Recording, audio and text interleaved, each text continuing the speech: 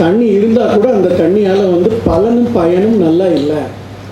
அப்போ வந்து நம்ம பாட்டுக்கு யாரோ சொல்கிறாங்க இவ்வளோ தென்னை மரம் வைங்க, இவ்வளோ புளிய மரம் வைங்க, இத்தனை ஆழத்துக்கு போர் போடுங்க, இதெல்லாம் நடக்கும்னு சொல்கிறாங்க. மாம்பழம் வருங்கிறாங்க, தேங்காய் வருங்கிறாங்க. இது எல்லாம் வந்து நம்ம அந்த தண்ணியோட நேச்சரை புரிஞ்சுக்கிட்டு எப்படி கிடைக்குது, எவ்வளோ கிடைக்குது, எப்போ கிடைக்குது, இதெல்லாம் புரிஞ்சுக்கிட்டு நாம் ஃபங்க்ஷன் பண்ணுறதுக்கு ஃபேர் ரிட்டர்ன்ஸு அப்புறம் சஸ்டெயினபிளாக அதை யூஸ் பண்ணுறதுக்காக தான் இந்த சென்டர் ஃபார் வாட்டர் எக்ஸலன்ஸ். வேறு ஒன்றுமே கிடையாது. பேர் அப்படி இருந்தாலும் கூட எதுக்காக இந்த இடத்துல இப்போ நம்ம சொல்கிறோம் பிரேசிலில் வர்றது வந்து இந்தியாவில் இங்கே எடுத்துகிட்டு வந்து வளர்த்துனான்னா நல்லா வரும், நல்ல விலை வருங்கிறோம். 2 வருஷம் கழித்து வந்து பூரா பட்டு போயிடும், நடக்க மாட்டேங்குது. சாயில், வாட்டர், கிளைமேட் இந்த 3 காம்பினேஷனையும் நம்ம பயன்படுத்தி அதனால ஏதாவது பலனை நம்ம பார்க்குறது தான் உச்சிதமாக இருக்கும். இல்லாட்டி நம்ம பிளெயினாக பார்த்தா ஒரு நிலம், ஒரு ஃபேக்ட்ரி, ஒரு கிரவுண்ட் வாட்டர் இத்தனை அடியில் இருக்குது, 500 அடியில் பல்லடத்துலேயும் இருக்கும், 500 அடியில் சிங்கநல்லூர்லேயும் இருக்கும். 2 இடத்துலையும் ஆனால் பயன்பாடு வந்து ரொம்ப வேறு மாதிரியாகவும் இருக்கலாம். ஒரே மாதிரி ஃபார்மிங்கும் ஆக்டிவிட்டியும் பண்ண முடியாமலும் போகலாம். ஏன்னா நேச்சரில் வந்து அவ்வளோ டைவர்சிட்டி இருக்குது. It is not uniform. அந்த டைவர்சிட்டியை புரிஞ்சுக்கிட்டு ரைட் அப்ளிகேஷன், அப்புறம் நம்மளால் ஏற்படுற சில சிதைவுகளை சரி பண்ணுறதுக்கு தான் இந்த centre for water excellence. Wash பேசன்லேயும் உங்களோட சிங்க்லேயும் தண்ணி வந்து ப்ரெஷர் பம்ப் இருந்துச்சுன்னா per minute 9 liters of water வந்து பர் மினிட் போகும். அதே இந்த aerator it's a very small thing. Either you buy and fix a tap from water tech, இந்த மாதிரி பண்ணிங்கன்னா உங்களுக்கு பர்மனெண்ட் லைஃப் சொல்யூஷன்ஸ் இருக்கும். இல்லைனா இந்த மாதிரி சின்ன ஏரேட்டர், இது வந்து ஒரு 70 rupees to 90 rupees இருக்குங்க. அது நீங்கள் ரிசர்ச் பண்ணி கரெக்டான பிராண்ட் வாங்கணும். ஸோ அதை வாங்கி போட்டிங்கன்னா 2.5 liters தான் ஒரு நிமிஷத்துக்கு போகும். கவர்மெண்ட் வந்து ஒரு நாளைக்கு 102 ml தண்ணி திறந்து விடணும் பேசிக்காக. ஆனால் வாட்டர் கெப்பாசிட்டி, ஹோல்டிங் கெப்பாசிட்டி, அதில் வாட்டர் ஸ்டோரேஜுக்கு தகுந்த மாதிரி வந்து அதை ஃப்ளெக்சிபிளாக வச்சுக்கலான்னு ஒரு கிளாஸும் இருக்குது. இப்போ 102 ml தர வேண்டிய இடத்துல நாம் இன்றைக்கி நமக்கு கோயம்புத்தூருக்கு வந்துட்டு இருக்கிற அளவு வந்து 18 to 20 ml. 102 வர இடத்துல 18 to 20 ml தண்ணி தான் தினம் வந்துட்டுருக்கு. ஏன்னா அந்த டெத் ஸ்டோரேஜ், வாட்டர் ஸ்டோரேஜ் வந்து இப்போ நான் சொன்னது 22 அடிங்கிறது வந்து மார்ச் 1ஆம் தேதி. இப்போ இந்த பீக் சம்மரில் வந்து ஆன் அன் ஆவரேஜ் 2 feet குறைஞ்சிட்டே இருக்குது. ஒவ்வொரு வாரத்துக்கு 2 feet தண்ணி குறைஞ்சிட்டே இருக்குது. இன்றைக்கி இருக்கிறது 16 அடியோ 18 அடியோ இருக்கலாம். இது 18 அடி தண்ணியை எல்லாம் நம்மளால் யூஸ் பண்ணிக்க முடியும்னா முடியாது. கீழே வந்து டெத் ஸ்டோரேஜ்னு ஒரு கெப்பாசிட்டி இருக்குது. அது மினிமம் லெவல் மெயின்டைன் பண்ணி ஆகணும். அதுக்கு கீழே போக முடியாது. அதுக்கு கீழே மணல் சேர்ந்துருக்கு. ஸோ அப்போ அதில் இருக்கிறது வாட்டர் கிடையாது, மண். ஸோ அப்போ நமக்கு இருக்கிறது ரொம்ப கொஞ்சமான தண்ணி. 102 ml தர வேண்டிய இடத்துல வந்துட்டு 18 to 20 ml தண்ணி தான் நமக்கு தினம் திறந்து விடுறாங்க. அப்படின்னா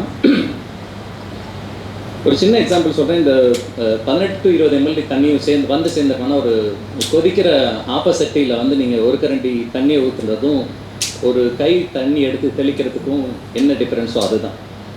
நீங்கள் பீக் சம்மரில் தண்ணி அளவை குறைச்சிட்டு 18 ml திறந்து விடும்போது வாட்டர் எவாபரேட் ஆகும், வர்ற வழியில் வேஸ்டேஜ்.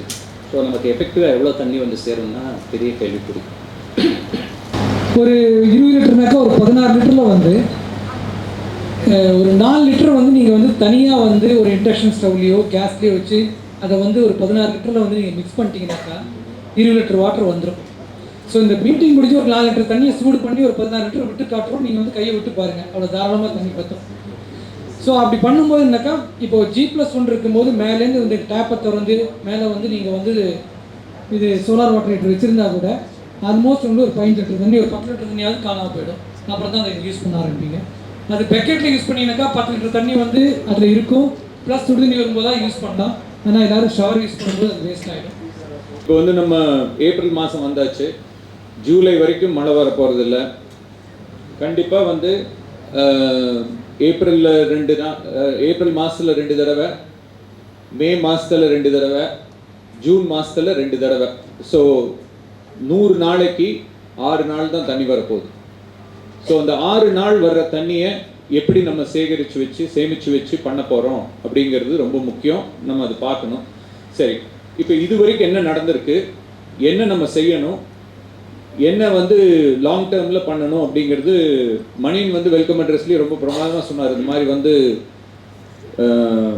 தண்ணி வந்து எவ்வளோ முக்கியம், நம்ம வந்து கார்பரேஷன் என்ன பண்ணுறாங்க, டுவார்டு என்ன பண்ணுறாங்க, சிறுவாணியில் என்ன நடக்குது, அப்புறம் அதே மாதிரி பில்லூரில் என்ன நடக்குதுங்கிறதெல்லாம் ரொம்ப டீட்டெயில்டாக எக்ஸ்பிளைன் பண்ணார்.